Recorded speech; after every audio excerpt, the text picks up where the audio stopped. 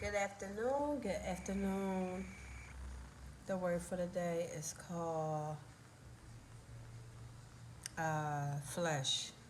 So when we walk with God, we have to walk in the spirit of God. We can't walk in this flesh because we can't please God by walking in the flesh. Because the flesh is God do not is not okay with the flesh because the flesh is weak.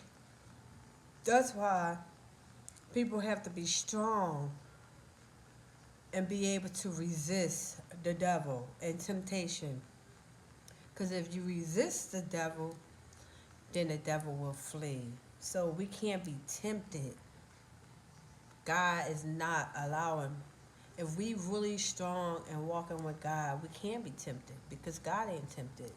So, and we can't please God if we walk in the flesh. That's why we gotta walk in the spirit and truth, because Jesus died so that we can have a life, abundant life, which is a fruitful life, walking in the fruit of the Spirit, which is love, peace, kindness, gentleness, you know, long suffering,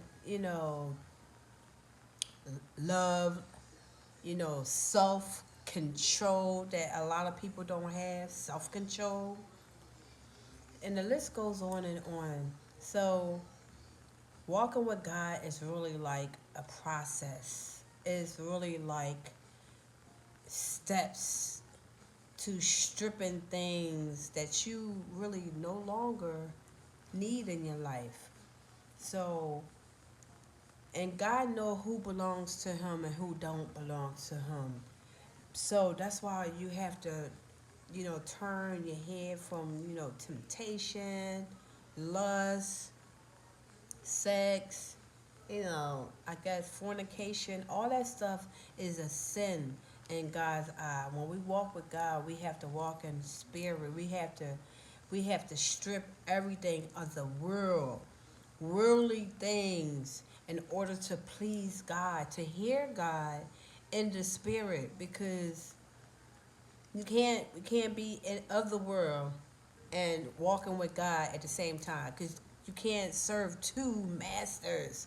The devil, you either fool one and love the other, but you can't be wishy-washy.